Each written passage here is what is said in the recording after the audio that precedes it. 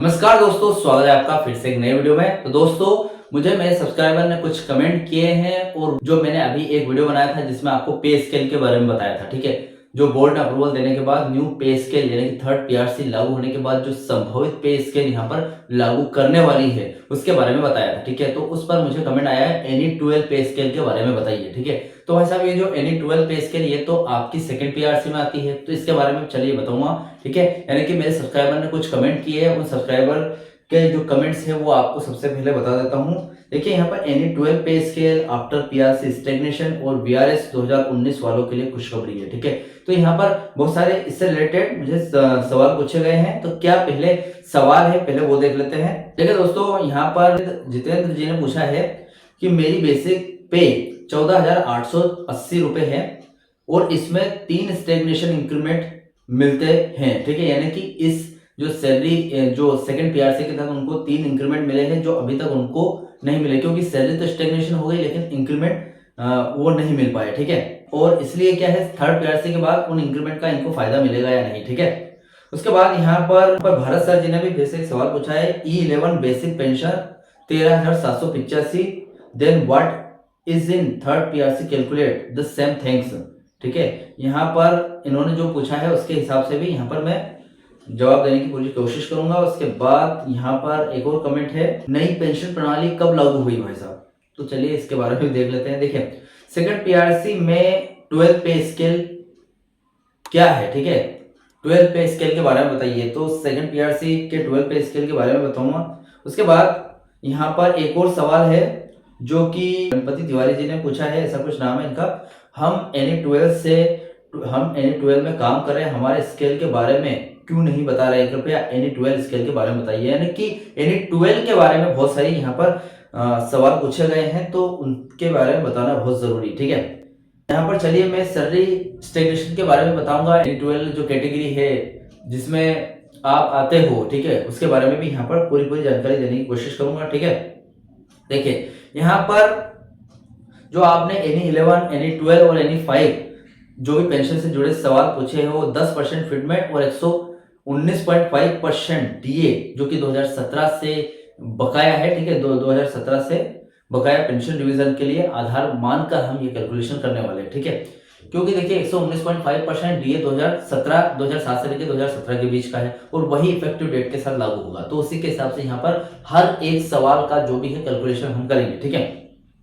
देखिए, एनी 11 के बारे में अगर मैं बताऊं तो उसका गणित ऐसा है कि जैसे कि आपने मुझे एनी 11 जो पे स्केल पर 16,370 रुपए बताए हैं, ठीक है, जो कि साइमा खान जी ने और बहुत सारे लोगों ने पूछे हैं। एनी 11 के बारे में पूछा है, फिर हम एनी 12 के बारे में देख लेंगे, ठीक है।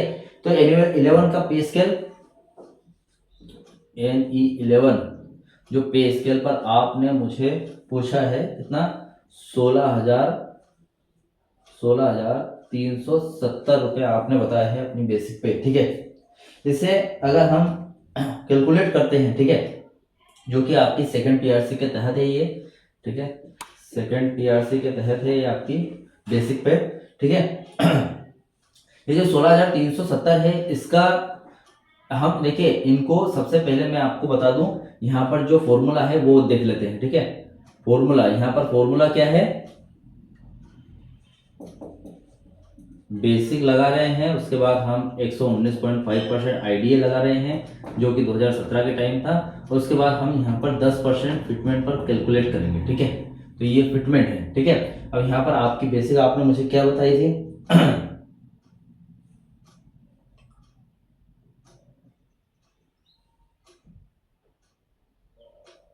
देखिए, मैं 10% फिटमेंट पर क्यों कैलकुलेट कर रहा हूँ, आप यही सोच रहे होंगे ना। देखिए, 15% फिटमेंट तो कर्मचारियों की डिमांड थी, लेकिन सरकार की डिमांड है कि 0 या 5% ले लो भाई साहब। कभी इन दोनों की बहस में बीच में समझौता हो गया कि भाई साहब 10% कर देते हैं, आपकी भी नहीं और इनकी भी नहीं। तो यहाँ पर 10% फिटमेंट इसीलिए ले रहा हूं मैं, ठीक है, ताकि आपको ऐसा ना हो कि यार 15% फिटमेंट पर कैलकुलेट किया और हमको कम मिल गया तो क्या हुआ। तो इसलिए यहाँ पर 10% फिटमेंट पर यहाँ पर कर रहा हूँ, ठीक है। आपने जो आपकी बेसिक पे बताई थी 16,370 रुपए बताई थी, यहाँ पर हमें क्या करना है, इसका डीए निकालना है। कितना, 119.5% इसका डीए कितना बनता है, 19,562 रुपए इसका डीए बनता है, जो कि 119.5% है 2017 वाले परसेंट के हिसाब से देखा जाए तो, और 10% के हिसाब से इन दोनों को अगर हम जोड़ देंगे तो इनका 10% कितना बनता है 1637 रुपये। ठीक है, ये पहला कमेंट है भाई साहब, पहला कमेंट बता रहा हूं मैं। तो यहाँ पर कुल मिलाकर इनको अगर हम जोड़ देंगे तो आपकी जो नई बेसिक सैलरी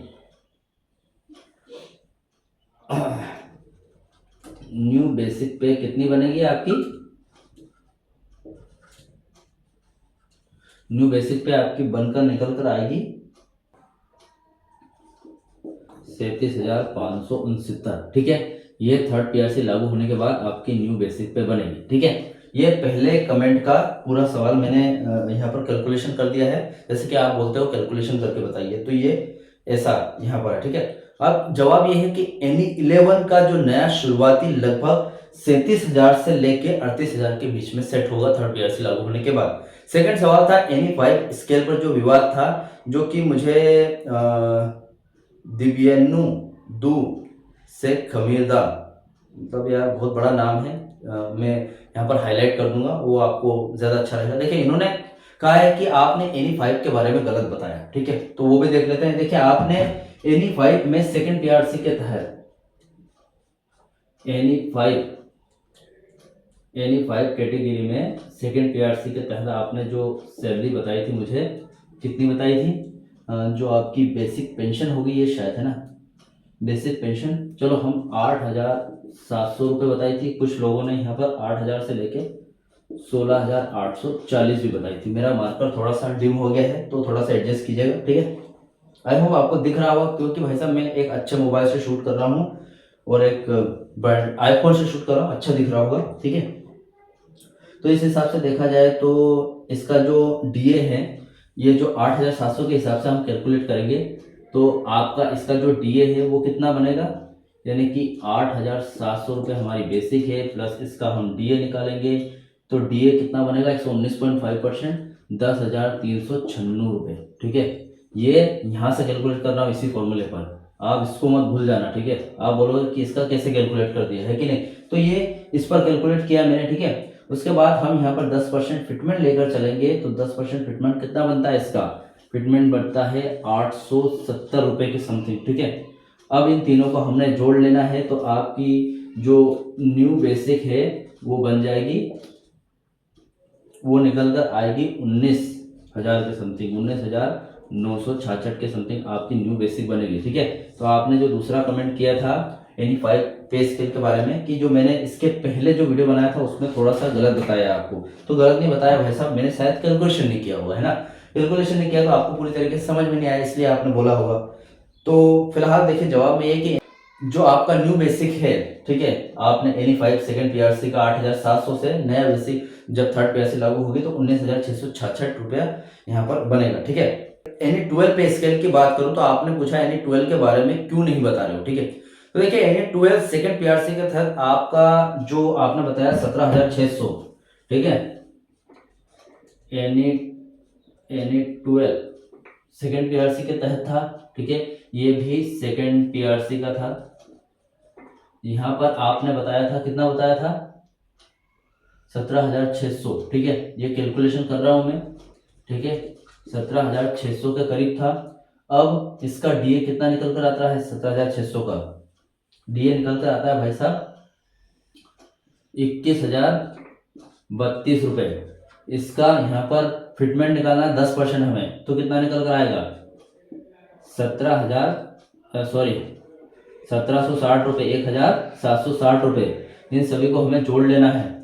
आपकी new basic salary new basic पे निकल कर आ जाएगी यहाँ पर। ठीक है, ये न्यू बेसिक पे आपकी निकल आ रही है ये समथिंग अराउंड 40,392 रुपये आपकी न्यू बेसिक पे निकल कर आ रही है। तो ये तीसरे कमेंट का जवाब है कि आप 12वीं पे स्केल पर वीडियो क्यों नहीं बनाते हो। तो यहाँ पर मैंने आपको वो भी निकाल कर बताया है 12th जो पे स्केल है उस पर भी। ठीक है, तो यहाँ पर एनी 11, एनी 5, एनी 12 का भी बताया मैंने। ठीक, पेंशनर्स का भी सवाल था एनी 11 बेसिक पेंशन के बारे में, जो 13,785 रुपये करीब आपने बताया था मुझे।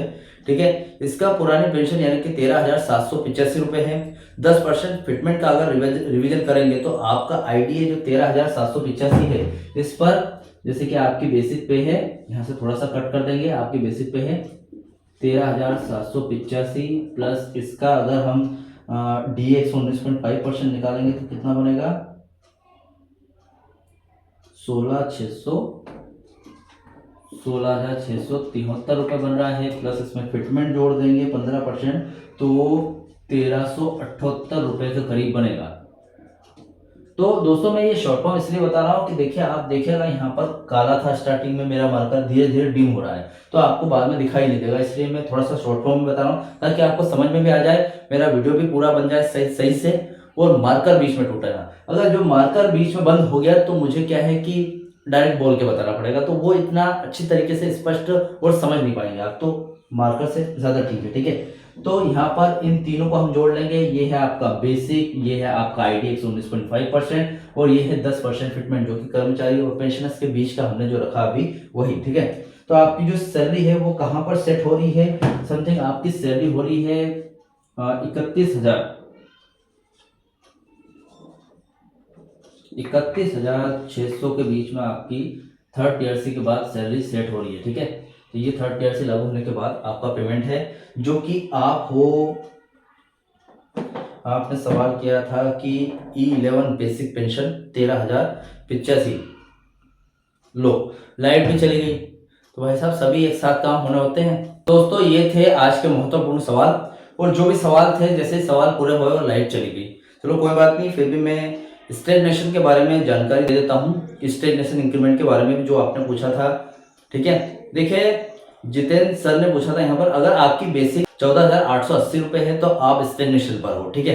तो आप थर्ड टीआरसी लगने पर आपकी रुकी हुई इंक्रीमेंट नई बेसिक में जुड़ेगी, यानी कि आपकी जो इंक्रीमेंट रुक गई थी सेकंड टीआरसी के तहत वो थर्ड टीआरसी में जरूर जुड़ेगी, जिससे आपको 5,000 से लेके 8,000 तक का सीधा उछाल आपकी बेसिक पे में देखने को मिलेगा, ठीक है। VRS 2019 वालों के लिए खुशखबरी है, जैसे कि 8 फरवरी 2026 को दिल्ली हाई कोर्ट ने एक आदेश दिया है कि VRS लेने वालों को नोशनल इंक्रीमेंट एक अतिरिक्त वेतन वृद्धि का लाभ दिया जाएगा, इससे आपकी पेंशन और ग्रेच्युटी दोनों बढ़ जाएगी, ठीक है। तो एक हिसाब से देखा जाए तो VRS वालों को खुशखबरी है क्योंकि कोर्ट ने आपके हक में फैसला लिया है, ठीक है।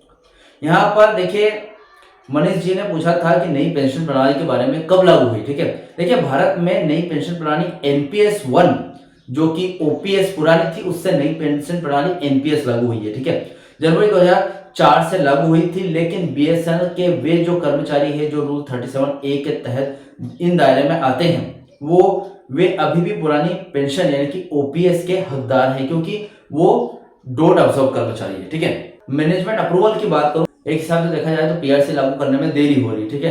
ताजा अपडेट ये है कि BSNL बोर्ड ने नॉन एग्जीक्यूटिव के वेतन समझौते को हरी झंडी दे दी है, 13 फरवरी 2026 को अप्रूवल दे दिया था, और अब जो फाइल है वो डोट यानी कि सरकार के पास है, तो ठीक है। तो फिलहाल ये जो आपने कमेंट किए थे उसका मैंने सटीक जवाब देने की पूरी कोशिश की है। फिर भी आपका कुछ डाउट क्वेश्चन वगैरह तो मुझे कमेंट बॉक्स में कमेंट कर सकते हैं। वीडियो अच्छा लगा तो वीडियो को लाइक कमेंट से जरूर करें। मिलते हैं दोस्तों नेक्स्ट वीडियो में। सी यू सून।